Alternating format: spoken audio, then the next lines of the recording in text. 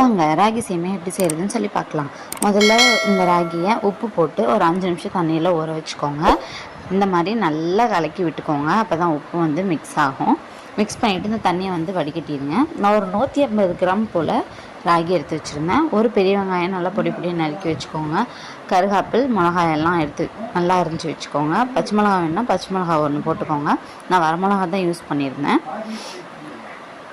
இதை வந்து நல்லா ஊற வச்சு அந்த தண்ணியை வடிச்சிட்டு அதை வந்து இட்லி பாத்திரத்தில் போட்டு வேக வச்சு எடுத்து வச்சுக்கோங்க. நம்ம இந்த பக்கம் அதுக்குள்ளே தாளிப்புக்கு ரெடி பண்ணிடலாம். ஆயில் போட்டு கடுகு கடலைப்பருப்புலாம் போட்டு வெங்காயம் போட்டு உப்பு போட்டு நல்லா வணக்கி விட்டுக்கோங்க. இது ஒரு வகையான டிஷ்ஷு. நம்ம வந்து காரமாக சாப்பிட்றது. அது இல்லாமல் சர்க்கரை தேங்காயெல்லாம் போட்டு, அதாவது இட்லி பாத்திரத்தில் வேக வச்சு வச்சுருக்கோங்க இல்லைங்களா, அதை வந்து சர்க்கரை தேங்காயெல்லாம் போட்டு சாப்பிட்டிங்கன்னா அது ஒரு டேஸ்ட்டாக இருக்கும். நீங்கள் எப்படி வேணாலும் சாப்பிட்லாம்.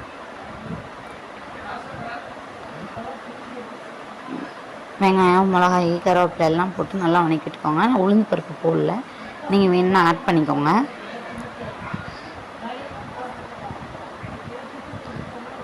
இட்லி பாத்திரத்தில் வேக வச்சு எடுத்து வச்சுருக்கோம் இல்லைங்களா, அதை வந்து இந்த தாளிப்பில் வந்து நல்லா உதிரியாக உதிர்த்து விட்டு மிக்ஸ் பண்ணிக்கோங்க. ஆயில் கொஞ்சம் நிறைய ஊற்றிக்கோங்க, அப்போ தான் நல்லாயிருக்கும். இந்த மாதிரி நல்லா வணக்கி விட்டுக்கோங்க. இது நீங்கள் குழந்தைகளுக்கு கூட தாராளமாக கொடுக்கலாம், விரும்பி சாப்பிடுவாங்க. குழந்தைகளுக்கு கொடுக்குற மாதிரி இருந்தால் இன்னொரு 1 நிமிஷம் எக்ஸ்ட்ரா கூட ஊற வச்சுக்கோங்க, தப்பே இல்லை. அப்போ தான் நசுக்கி விட்டு நம்மளுக்கு கொடுக்குறதுக்கு ஈஸியாக இருக்கும். உப்பு பத்தலைன்னா உப்பு டேஸ்ட்டு பார்த்துட்டு மறுபடியும் கொஞ்சம் கூட ஆட் பண்ணிக்கோங்க. சாப்பிட்டு பார்த்துட்டு எப்படி இருக்குன்னு சொல்லுங்கள்.